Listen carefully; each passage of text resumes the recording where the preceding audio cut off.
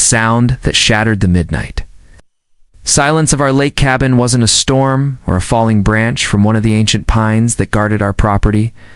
It was the violent, explosive crack of a heavy boot splintering the solid pine of our front door. The sound was a physical violation, a concussive force that seemed to shake the very foundations of our quiet world. The door flew inward, torn from its jamb as if by a hurricane, and a large, brutish silhouette filled the frame. The figure was dressed in a cheap, ill-fitting security uniform, and in his hand he held a heavy for-sale maglite like a club. Freeze. Community security. The man bellowed, his voice a gravelly, rehearsed imitation of a cop from a bad 1980s television show. I have a warrant from the board of the Evergreen Shores Homeowners Association to conduct a full security audit of these premises for bylaw violations. I was frozen for a half-second, a primal surge of adrenaline making my heart hammer against my ribs. My first instinct was to put myself between this intruder and my son.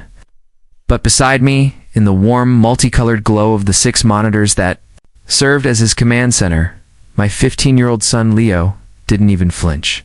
He simply held up a single, slender finger, a universal sign for just a second. "Dad, I've got this." His eyes, which were already locked onto a different screen showing alive. Night vision feed from our exterior security camera narrowed. In concentration, his fingers a blur across his keyboard. "Dad," he said, his voice a preternaturally calm whisper that cut through my own adrenaline spike like a laser. "It's okay." His uniform is a rental from costumes and more in the city. He paid cash for it yesterday. His name is Frank Miller, age 42. He has 2 priors for petty theft from a big box store and an outstanding bench warrant for skipping. Court date on a DUI, and he's being paid $500 via a Cash App transfer from our neighbor, Mrs. Janice Davison, the HOA president. The transfer memo reads, and I quote, "for the pest problem." Leo looked up from his screen, a faint, almost pitying smile on his face as he took in the sight of the hulking intruder. "Oh," he added, as if remembering a minor, almost trivial detail, "and he's not just a fake security guard. He's also a person of interest. The FBI task force I'm working with on the darknet solutions ransomware case will be very interested to know that Mr. Miller's burner phone is currently pinging one of their primary servers. He's a low-level money mule." The man in the doorway, Frank Miller, took a menacing step inside, his chest puffed out with borrowed authority, fully expecting to find a terrified father and son cowering in fear. He had no idea he hadn't just kicked in the door of a quiet lake cabin. He had just walked, uninvited, into the secure field office of one of the FBI's most valuable teenage assets. And his very, very bad night was just getting started. Our cabin, a rustic but technologically fortified sanctuary, was my son's kingdom. Leo was not a typical 15-year-old. From a young age, it was clear his mind operated on a different plane, one woven from logic, data, and pure code. While other kids were learning to read picture books, Leo was learning to read Python. By the time he was 12, he had identified and helped patch a major zero-day security flaw in a multinational bank's mobile app. An act that brought him to the quiet and slightly unnerving attention of some very serious people in very dark suits. He was what they called a white hat hacker, a digital prodigy with an almost supernatural ability to see the invisible architecture of the internet, to navigate its hidden pathways and identify its darkest, most dangerous corners. For the last 2 years, under a carefully monitored and completely confidential arrangement, he had been working as a contract consultant for the FBI's cybercrimes division. He helped them track untraceable cryptocurrency transactions, identify anonymous domestic terror threats, and navigate the labyrinthine, encrypted world of the dark web. He was their ghost in the machine. I was his anchor. After my wife passed away from a sudden illness, I had walked away from my lucrative job as a senior software engineer to manage his projects and ensure my brilliant, sometimes too focused son still remembered to eat, sleep, and occasionally see the actual, non-pixelated sun. We had moved to this remote cabin on a private, non-HO, affiliated plot of land for the peace, the quiet, It's a high-speed fiber optic cable I'd had specially and expensively run in. It was the perfect place for him to work and for me, to protect him from a world that wasn't always ready for a kid like him. Our problems began when the Evergreen Shores luxury development was built, surrounding our property with a wall of enormous beige McMansions and a thicker, more impenetrable wall of rules. The HOA, led by a woman named Janice Davison, was a parody of suburban paranoia. She was obsessed with security, conformity, and the elimination of anything that didn't fit her narrow, pristine vision of community life. We, the quiet, reclusive, father and son in the old cabin with the strange, bristling array of antennas on the roof, were her primary obsession. She couldn't comprehend what we did. Our frequent late-night work hours, the encrypted satellite dishes, the occasional visit from a black government sedan, it all painted a picture in her fevered mind of something sinister. She had decided we were criminals, dark web hackers, perhaps even spies. And she had made it her personal mission to expose us and drive us out. Her campaign was one of relentless, escalating harassment. It started with security notices. Flimsy pretexts for her and her hired security guard, a man I now knew to be Frank Miller, to walk the perimeter of our property, peering through the trees. Then came the official letters, demanding access to our cabin for a full security and compliance audit, citing a bylaw that didn't apply to us. Each letter was met with a polite but firm response from the lawyer the FBI had insisted we retain. A quiet, formidable man in D.C. whose letters explained, in no uncertain terms, that our property was not part of her association and that her continued harassment was bordering on illegal stalking. This, of course, had only fueled her conviction that we were hiding something. The final straw, apparently, had been last week. Leo had been helping the FBI track a particularly nasty ransomware group that had targeted a hospital network. Work had required him to set up a temporary high-gain server array in our basement. The low, humming sound of its powerful cooling fans, barely audible from our own porch, had been enough to send Janice into a full-blown panic. She had called the local sheriff, reporting a suspicious, vibrating noise in a potential bomb-making factory. Sheriff Thompson, a good man who knew us and was vaguely, though not specifically, aware of the nature of Leo's work, had come out. I'd invited him in, offered him a cup of coffee, and explained that my son was a computer prodigy working on a complex simulation for a government contractor. The sheriff had nodded, satisfied, and had a quiet, firm word with Janice on his way out. Her humiliation at being dismissed by actual law enforcement had been the spark that lit this midnight fuse. Frustrated by the constraints of the actual law, she had clearly decided to take matters into her own hands. She had given her pet security guard a fake title, a ludicrous imaginary warrant, and a mission: break in, find proof of our crimes, and deliver it to her. Now, that mission was falling apart spectacularly. Frank Miller, the fake cop, stood blinking in the light of Leo's multi-monitor setup. His bravado visibly draining away, replaced by a dull animal confusion. This didn't look like a meth lab or a hacker's den from the movies. It just looked complicated. Rows of servers hummed quietly and lines of code scrolled endlessly down a screen. "What is all this?" he grunted, gesturing to the servers with his mag light. Before I could answer, Leo's fingers danced across his keyboard. Series of commands flew across one of his screens, a blur of green text on a black background. "Okay, done," he said quietly. "Done with what?" I asked, my own heart rate finally beginning to slow. "Well," Leo began, ticking points off on his fingers as if giving a school presentation, "I've locked down Mr. Miller's phone and established a persistent connection. All current and future data is being mirrored to an FBI forensics server as we speak. I've also activated the GPS tracker in his work van, which is, by the way, the 2008 Ford Econoline that was reported. Stolen in a neighboring county 2 years ago. I've taken the liberty of remotely disabling his engine's ignition coil. He won't be driving away." Finally, he swiveled in his chair to face the intruder, a polite, helpful smile on his face.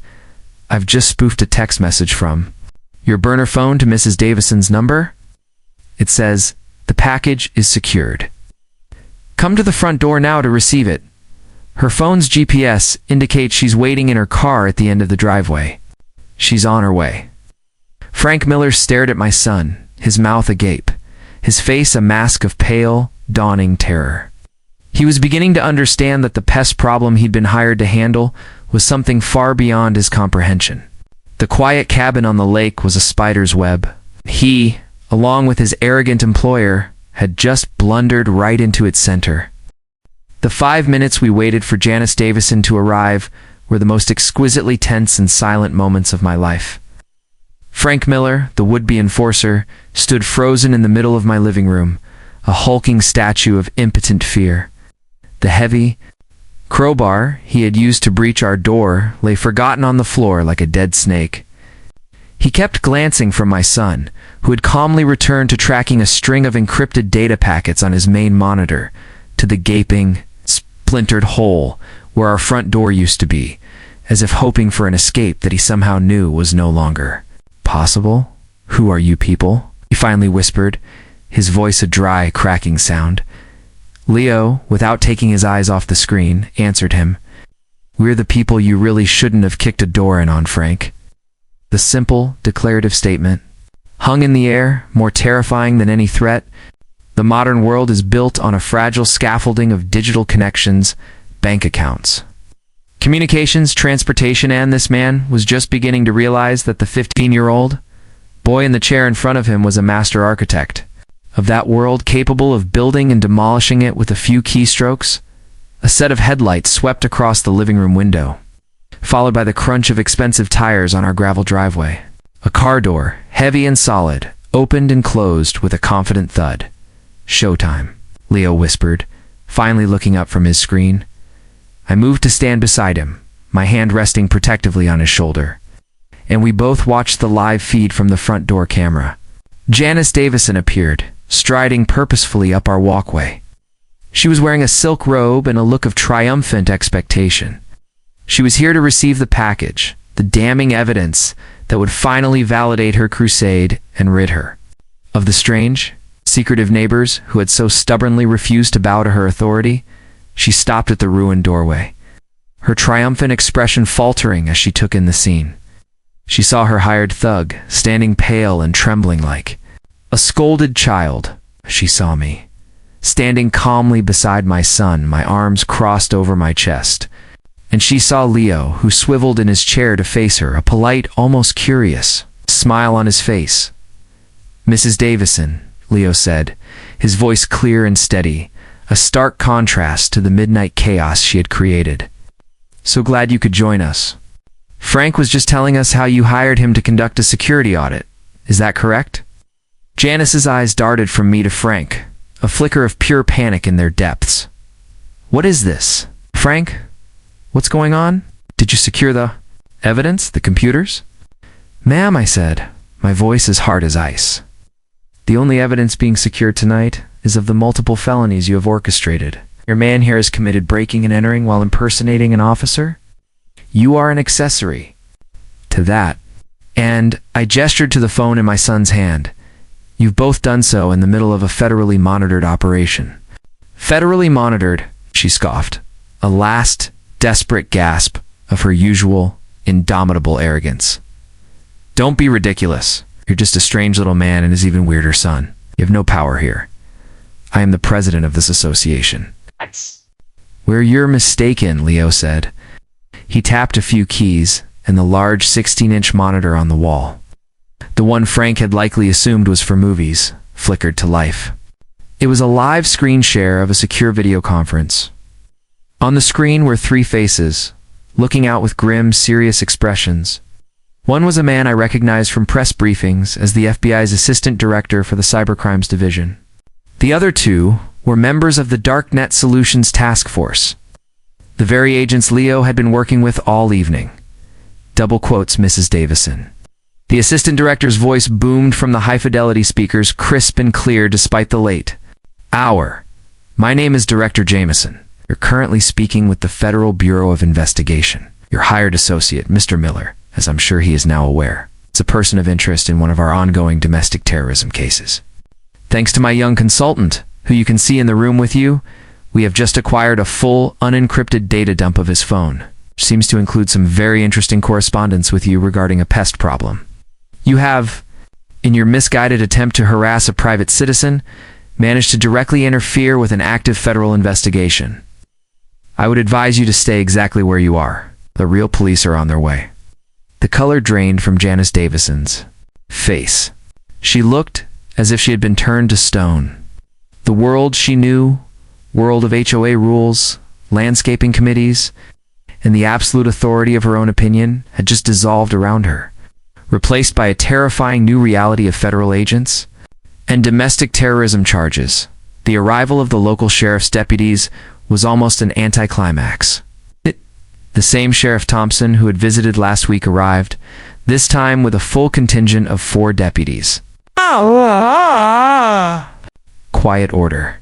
Frank Miller was sitting on my couch, his hands cuffed behind his back with a set of zip ties from my own toolbox. A sputtering, weeping Janice Davison was standing on my porch, refusing to come inside. My son was calmly directing the deputies, explaining the complex situation with a clarity and precision that left them speechless. The 2 criminals were taken away first. Sheriff Thompson took my full statement, his face a mixture of apology and sheer awe. As they were leading a nosobbing Janice to the patrol car, she looked back at me, her face a crumpled mask of disbelief. "But his lawn isn't even irrigated," she cried, a final, pathetic testament to her shattered worldview. The aftermath was swift and total. The story of the HOA president who accidentally hired a wanted man to break into the home of a teenage FBI consultant became a quiet, mythical legend and stayed in federal law enforcement circles. Melinda Croft was facing a slate of charges so serious that she would likely spend years in prison.